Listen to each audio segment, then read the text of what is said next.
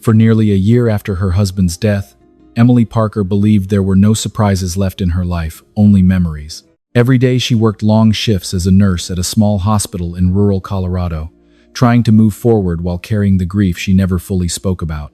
Then one rainy autumn morning, she noticed a German shepherd lying quietly outside the hospital entrance. The dog returned the next day, and the day after that. No owner, no explanation, just patient eyes watching the doors as if waiting for someone who would never come back. Most people ignored him. Emily couldn't. And when she finally looked closely at the weathered collar around the dog's neck, she discovered something that made her heart stop. Because engraved on the metal tag was a name she had not spoken aloud in almost a year, her late husband's. And what that dog would lead her to uncover would change everything she thought she knew about the man she had loved. Autumn arrived early in the foothills of Colorado that year, covering the mountains with gold and amber, while cool rain drifted across the small town of Cedar Creek almost every morning. The town itself sat quietly beneath the shadow of the Rockies, surrounded by winding roads, pine forests, and ranch land stretching toward distant hills. Most days began the same way at Cedar Creek Community Hospital. Nurses hurried through automatic doors carrying coffee cups. Ambulances occasionally arrived from neighboring counties. Doctors moved between departments while patients filled waiting rooms long before sunrise. For Emily Parker, however, every day still carried the weight of a loss she could not quite leave behind. At 36 years old, Emily was widely respected as one of the most compassionate nurses in the hospital. She stood slightly above average height with soft brown hair, usually tied into a practical ponytail during long shifts. Her warm hazel eyes and calm voice often reassured frightened patients before treatments or surgeries. Friends described her as strong, dependable, and endlessly caring. Yet beneath that steady exterior lived a grief few people fully understood. 11 months earlier, Emily's husband, Michael Parker, had died unexpectedly during a rescue operation while volunteering with a mountain search and rescue team. Michael had been 38 years old. A former Army medic turned paramedic, he spent much of his life helping strangers during their worst moments. His death shocked the entire community. Even now, nearly a year later, Emily still reached for her phone some evenings before remembering there would never be another text message waiting from him. Some wounds healed slowly. Others simply became part of who you were. The rain fell steadily one Monday morning as Emily parked near the hospital entrance before dawn. She stepped from her car, adjusted her jacket against the cold, and hurried toward the doors. Then she noticed him. A German shepherd lay beneath the awning near the main entrance. The dog appeared large, perhaps 7 or 8 years old, with a thick black and tan coat dampened by rain. Despite the weather, he remained perfectly still, watching people enter and leave the hospital. Several visitors walked past without paying attention. Others briefly glanced at him before continuing inside. Emily slowed instinctively. The dog looked healthy enough, though slightly thinner than he should have been. More importantly, he did not behave like a stray.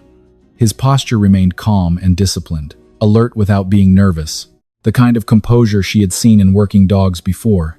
"Hey there," Emily said softly. The German shepherd lifted his head. Deep brown eyes met hers for a moment.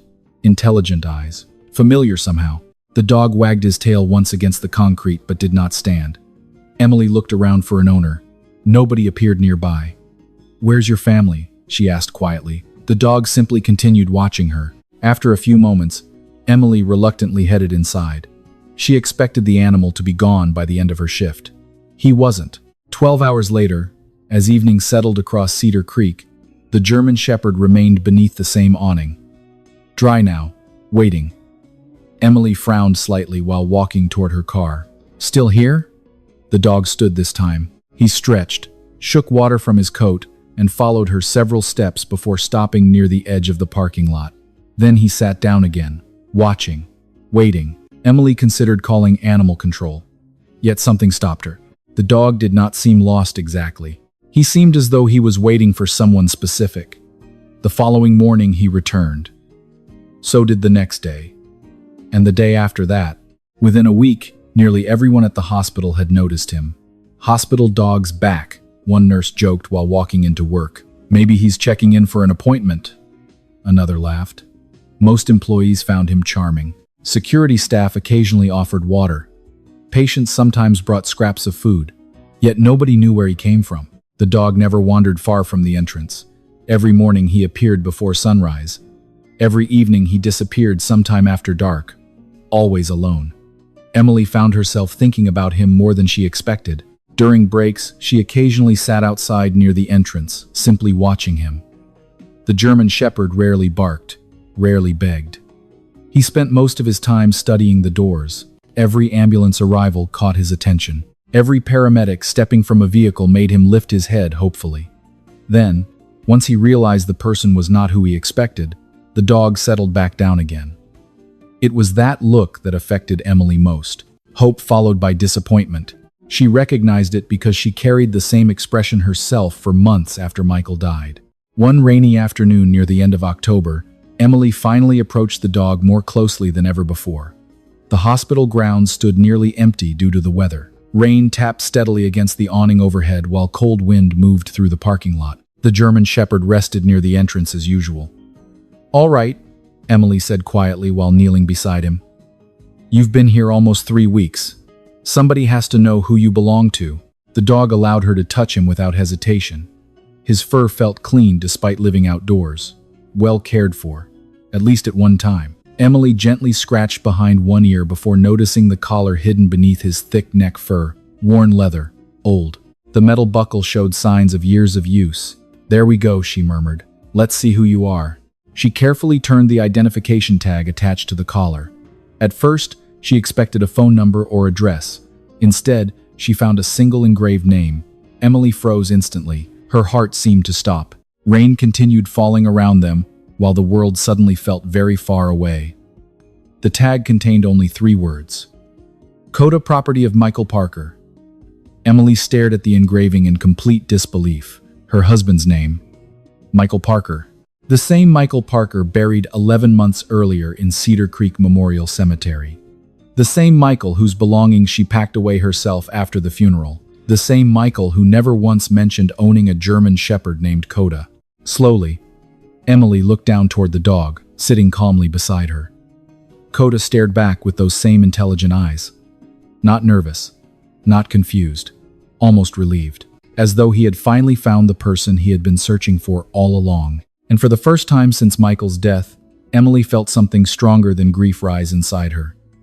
A question, one impossible question. Who exactly was this dog, and what secret had her husband taken with him to the grave? Emily Parker barely remembered driving home that evening. Rain streaked across her windshield while the mountains disappeared behind low clouds. But her thoughts remained fixed on the worn metal tag she had found hanging from the German Shepherd's collar. Coda, property of Michael Parker. She must have read those words 20 times before leaving the hospital. Yet they still felt impossible. For 11 years, Emily and Michael had shared a life together. They had endured long shifts, sleepless nights, financial struggles early in their marriage, and the heartbreak of losing a child before birth. They had spoken about dreams, fears, regrets, and memories. Michael had never mentioned a dog named Coda, not once. By the time Emily arrived at her small house on the edge of Cedar Creek, darkness had settled over the valley. She dropped her keys on the kitchen counter and stood silently in the living room. Photographs of Michael still occupied several shelves. In one picture, taken during a camping trip years earlier, he stood smiling beside a mountain lake with his arm around her shoulders.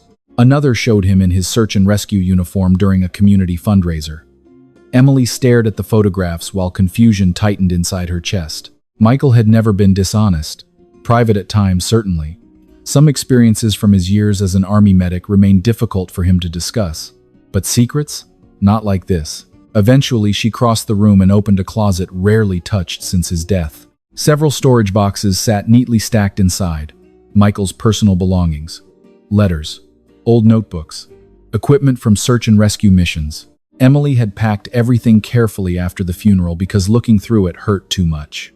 Tonight, for the first time in nearly a year, she pulled the boxes back into the light. The search lasted hours. Old photographs, military records, certificates, volunteer rescue documents. Nothing about a dog, nothing about Coda. Around midnight, Emily finally found something unusual. Hidden inside a folder containing Michael's search and rescue paperwork was an envelope she had never seen before. No stamp, no mailing address. Simply her husband's handwriting across the front. "If you're reading this, I probably never got the chance to explain." Emily's pulse quickened immediately. Hands trembling slightly, she opened the envelope. Inside rested a single folded letter. Michael's handwriting filled both pages. Emily sat down slowly before beginning to read. The letter explained almost nothing at first. Michael wrote about loving her, about gratitude for the life they shared, about how some responsibilities remained unfinished. Then one sentence stopped her cold. If Coda ever finds you, please trust him. He's trying to protect something important. Emily lowered the letter and stared into the silence of the room. Protect what? Protect whom? The letter continued, but frustratingly offered few details. Michael mentioned helping someone years earlier during a rescue operation in the mountains. Someone who needed protection. Someone whose story was not his to tell. The final paragraph contained only a short instruction. If Coda comes back, follow him. He knows where the truth is. Emily reread the letter 3 times before sunrise. None of it made sense. Yet one fact remained undeniable now. Michael knew Coda, not casually, personally. And he expected the dog might someday come looking for her. The next morning, Emily arrived at the hospital earlier than usual. Coda was already there, sitting beneath the entrance awning exactly as before, waiting. The moment he saw her approach, the German Shepherd stood immediately. His tail wagged once. Emily knelt beside him without hesitation. "Who are you?" she whispered. Coda gently pressed his head against her shoulder. The simple gesture nearly broke her heart. The dog smelled faintly of pine trees and rain, not the scent of a stray surviving on city streets, more like an animal accustomed to wilderness. "Did Michael send you?" she asked softly. Coda lifted his head and stared toward her. For one irrational second, Emily almost expected an answer. Instead, the dog turned suddenly toward the parking lot. His entire posture changed, alert, focused. Then he began walking away from the hospital, not wandering, not exploring, deliberately moving toward the far edge of town. After several steps, he stopped and looked back, waiting. Emily's breath caught. The words from Michael's letter echoed immediately inside her mind. "If Coda comes back, follow him." "No way," she murmured. The dog remained still, watching, waiting. Emily glanced toward the hospital entrance. Her shift started in 20 minutes. Patients expected her. Responsibilities waited inside. Common sense told her this entire situation was absurd. Following a mysterious dog because of a cryptic letter from her late husband sounded like the beginning of a bad dream.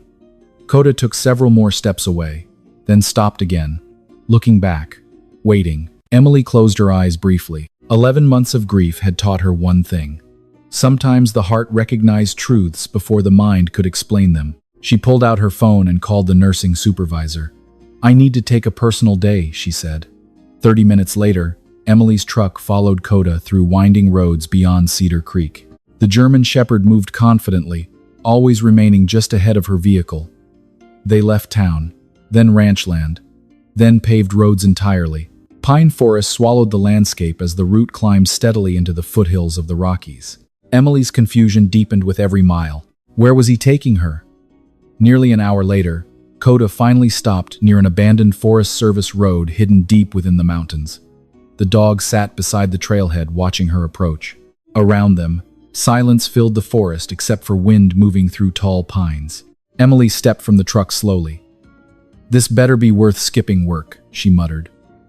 Coda immediately stood and began walking down the overgrown trail. Again he looked back. Again he waited. Emily followed. The path wound deeper into the forest beneath golden autumn leaves. For nearly 20 minutes neither spoke, one because she could not, the other because he was a dog. Then Coda suddenly stopped beside a small wooden structure hidden among the trees. Emily froze. The cabin looked old but well maintained, not abandoned.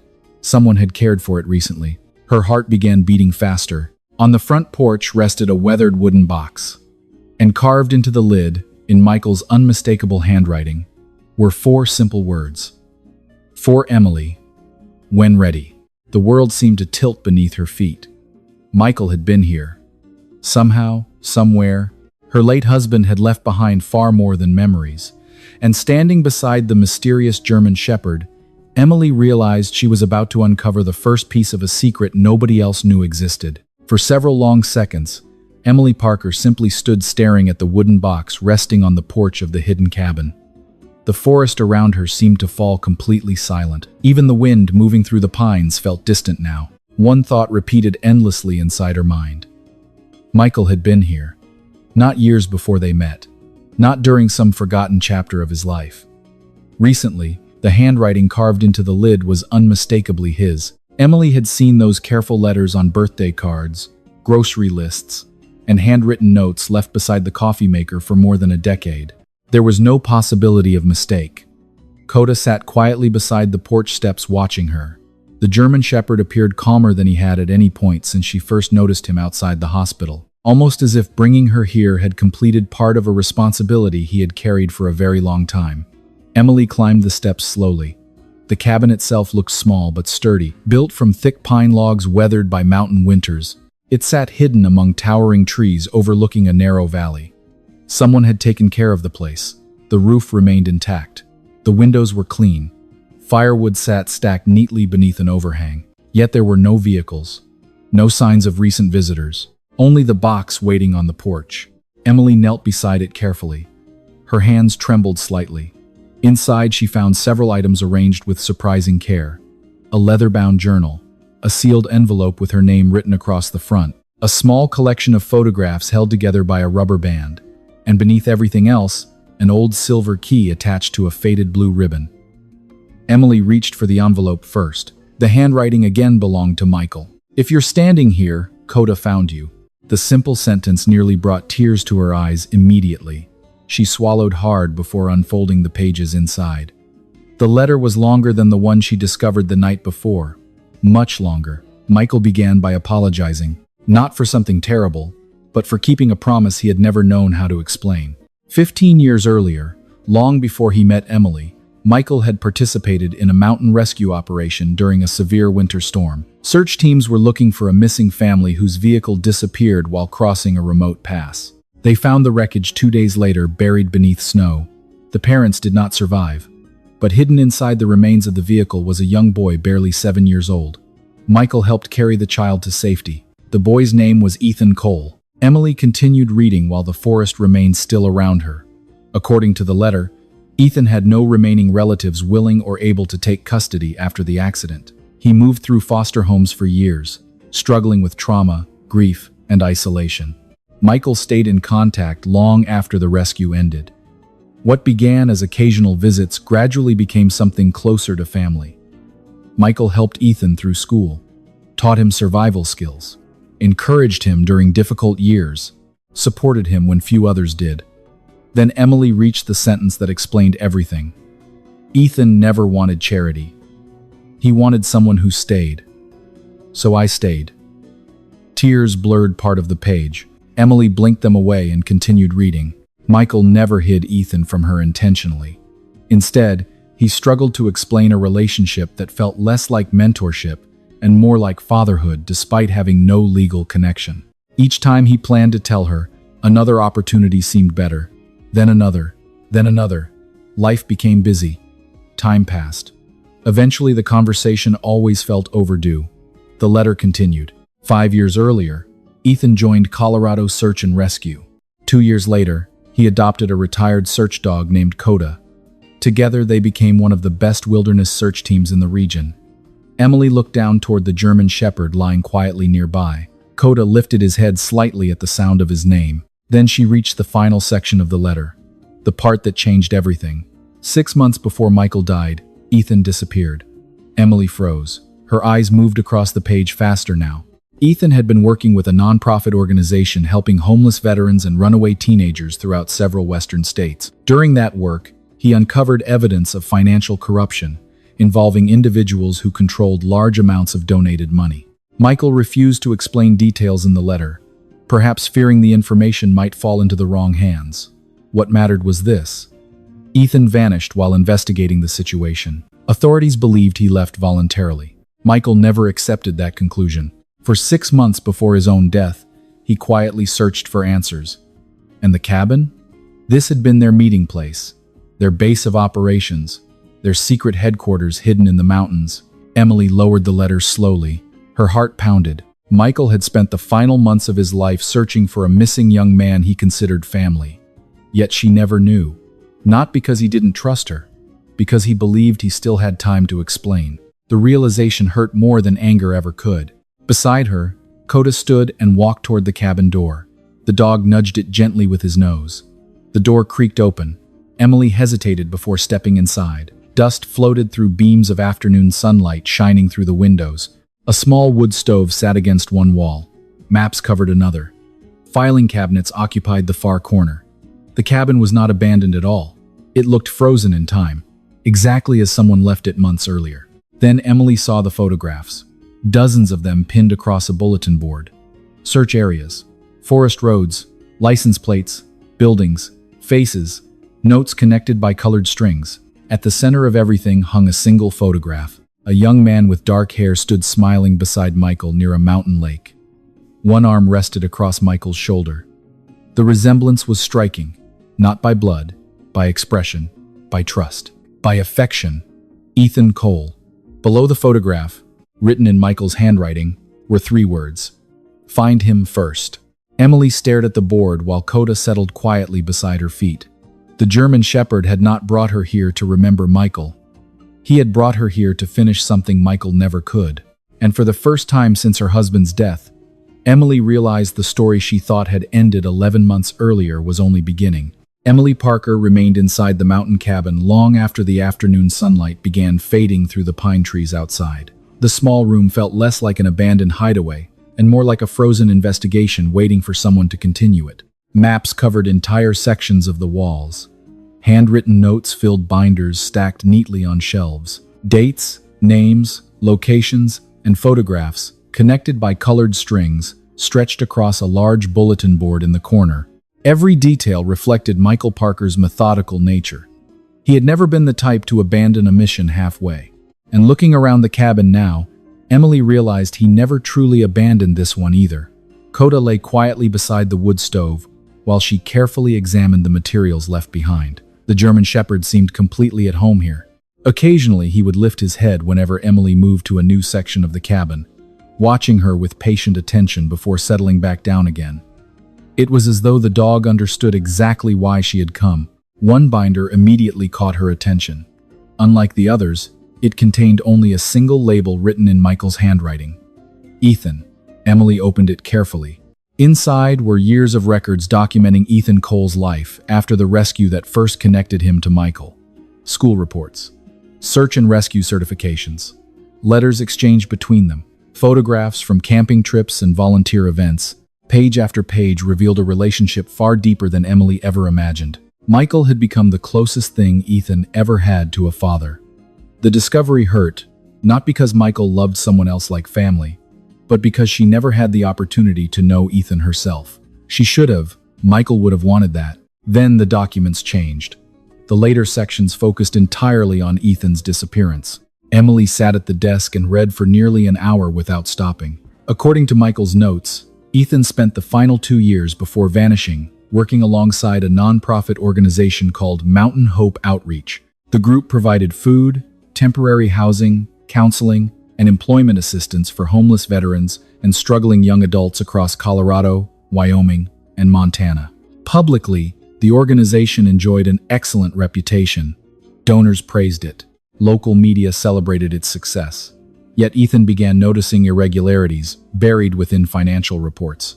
Missing funds, inconsistent records, programs receiving money that never seemed to exist. At first, he believed the problems resulted from poor bookkeeping. Then he discovered evidence suggesting something far worse. Large amounts of donated money were disappearing entirely. Michael's notes indicated Ethan planned to expose the corruption. 3 weeks later, he vanished. Emily closed the binder slowly. The implications were obvious. Ethan's disappearance might never have been voluntary at all. She turned toward the bulletin board again. This time, details stood out more clearly. One photograph showed a large lodge-like building near Denver. Another displayed a man shaking hands during a fundraising event. Several names appeared repeatedly throughout the investigation. Yet one name surfaced more than any other. Richard Langston. Emily recognized it immediately.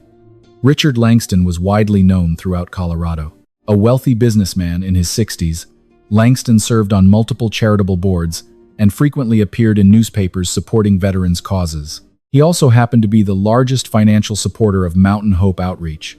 Michael had circled his name dozens of times throughout the investigation. Emily felt a chill despite the warm cabin. Suddenly, Coda stood. The dog moved toward a filing cabinet near the back wall and nudged one drawer repeatedly with his nose. Emily frowned. "What is it?"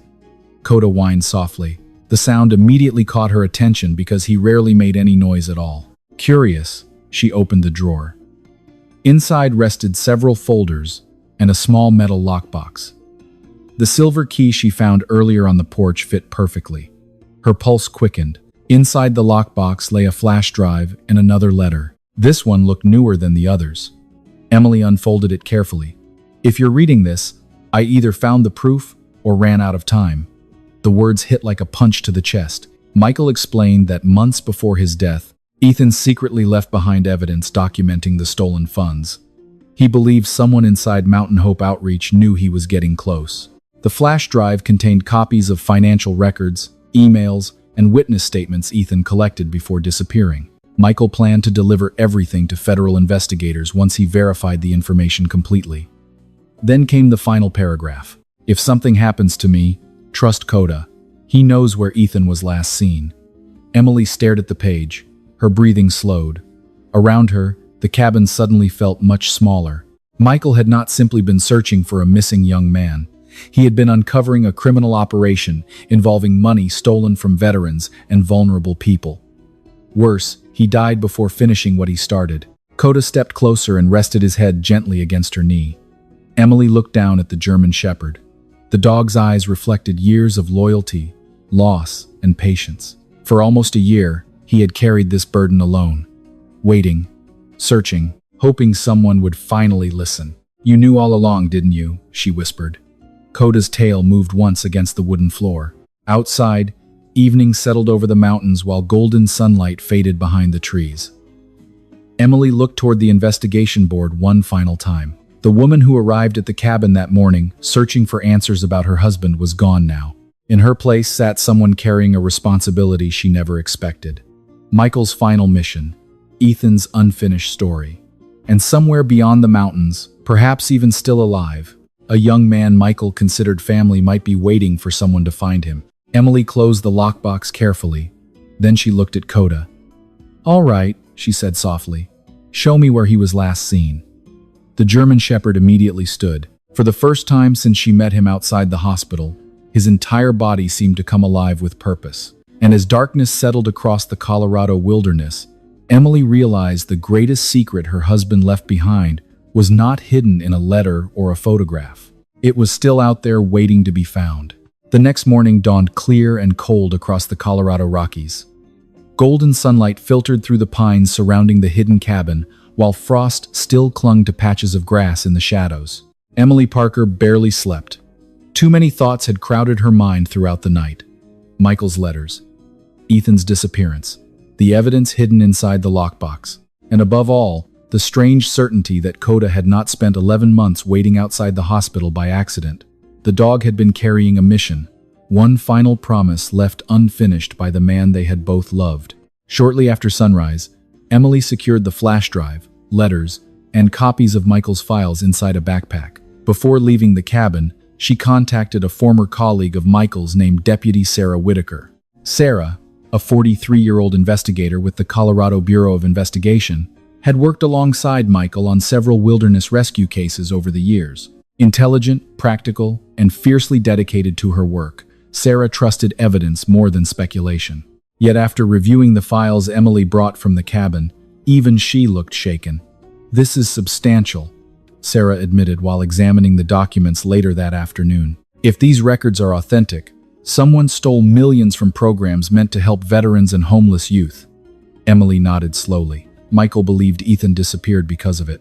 Sarah leaned back in her chair. "Then we need to find out what happened to Ethan." The investigation moved quickly after that. Financial records from the flash drive matched irregularities federal auditors had quietly begun noticing months earlier. Several shell companies connected to Mountain Hope Outreach led directly toward accounts controlled by individuals associated with Richard Langston. Search warrants followed, interviews followed, then arrests. Within weeks, state and federal investigators uncovered a widespread fraud operation that had quietly stolen charitable donations for years. Newspapers across Colorado exploded with headlines. Television reporters camped outside courthouses. Richard Langston's public reputation collapsed almost overnight. Yet, despite the growing scandal, one question remained unanswered. Where was Ethan Cole? The answer arrived unexpectedly 6 weeks later. Emily was finishing a shift at Cedar Creek Community Hospital when Sarah called. Her voice sounded different, excited. "Emily," she said immediately. "We found him." Everything inside Emily froze. "Ethan? Alive." Sarah paused briefly. "Alive." For several seconds, Emily could not speak. The relief felt overwhelming. After months of uncertainty and years of mystery, Ethan Cole was alive. According to investigators, Ethan had discovered evidence linking powerful individuals to the fraud operation. Realizing he was being watched, he disappeared voluntarily before he could be silenced. For nearly 2 years, he lived under a different name, while quietly gathering additional evidence and feeding information to trusted contacts. He never contacted Michael because he feared anyone close to him might become a target. Tragically, Michael died before learning the truth. 3 days later, Ethan arrived in Cedar Creek. Emily recognized him immediately from the photograph hanging in the cabin. Now 32 years old, Ethan carried the same dark hair and steady eyes she had seen in Michael's files. He looked older than his years in some ways, shaped by hardship and caution, yet kindness remained visible beneath the exhaustion. The moment he stepped from the truck outside the hospital, Coda saw him. For an instant, the German Shepherd simply froze. Then the dog exploded into motion. Nurses and patients stopped walking. Visitors turned their heads. Coda sprinted across the parking lot faster than Emily had ever seen. Ethan dropped to one knee just as the dog reached him. The reunion was silent at first. No dramatic barking, no chaos. Simply years of separation collapsing in a single moment. Coda pressed himself against Ethan, while the young man buried both hands into the dog's fur. Tears filled Ethan's eyes immediately. "Hey, buddy," he whispered. "I'm sorry it took so long." Nearby, Emily found herself crying too, not from sadness, from relief, from witnessing something beautiful finally return home. Later that evening, Ethan sat with Emily on a bench outside the hospital while Coda rested peacefully between them. The mountains glowed orange beneath the setting sun. For the first time, Emily heard stories Michael never had the chance to tell. Stories about camping trips, search and rescue missions, long conversations around campfires, life lessons Michael shared during difficult years. "He saved me more than once," Ethan admitted quietly. "Not just when I was a kid." Emily smiled softly through tears. "That sounds like Michael." Ethan looked toward the mountains. He always believed people deserved a second chance. Silence settled comfortably between them. Then Ethan reached into his jacket and removed a folded photograph. He handed it to Emily carefully. The picture showed Michael standing beside Ethan and Coda outside the cabin years earlier. All three were smiling. On the back, written in Michael's handwriting, were 6 simple words. "Family isn't always blood. Sometimes it's choice." Emily traced the words gently with her thumb. For nearly a year, she believed Michael left behind unfinished conversations, unanswered questions, and painful mysteries. Now she understood something different. Michael's greatest secret was never a lie. It was love. Love for a lost boy he refused to abandon. Love for a loyal dog who never stopped believing. Love for a wife he trusted enough to finish what he could not. As darkness settled across Cedar Creek and stars slowly appeared above the Rockies, Emily looked down at Coda, resting peacefully at her feet. The German Shepherd no longer waited outside the hospital doors. His mission was complete. He had delivered Michael's final promise exactly where it belonged. And for the first time since losing her husband, Emily felt something she thought grief had stolen forever. Peace. Because sometimes the people we love never truly leave us. Sometimes they simply find another way to guide us home. Sometimes God's greatest miracles do not arrive with thunder, signs, or extraordinary events. Sometimes they arrive quietly, on 4 paws, carrying a promise that has waited patiently for the right moment. For nearly a year, Emily believed her husband's story had ended the day he died. But God had written another chapter that she could not yet see. Through the loyalty of a German shepherd named Coda, hidden truths were revealed, lives were restored, justice was brought into the light, and a family found its way back together. This story reminds us that not every prayer is answered immediately. Sometimes God is working behind the scenes, connecting people, protecting lives, and preparing the truth to be revealed at exactly the right time. What feels like an ending may only be the beginning of something we cannot yet understand. Even in seasons of grief, loneliness, and unanswered questions, God remains present, guiding our steps when we cannot see the road ahead. In our everyday lives, we may never know how one act of kindness, one loyal friendship, or one moment of faith can change someone's future. Michael chose to help a frightened boy years ago without expecting anything in return. That simple act of compassion created a chain of events that continued long after he was gone. Kindness has a way of living longer than we do, and God often uses it to accomplish things far greater than we imagine. If this story touched your heart, please leave a comment and tell us where you're watching from. Have you ever experienced a moment that felt like God was guiding you through an unexpected person or animal? We'd love to hear your story. Don't forget to like, share, and subscribe for more inspiring stories about faith, hope, loyalty, second chances, and the extraordinary ways God works through ordinary lives. May God bless you and your family, keep you safe, strengthen your faith during difficult seasons, and remind you that no act of love is ever forgotten in His eyes. And may you always remember that sometimes the answer to a prayer you've carried for years may already be walking quietly toward you.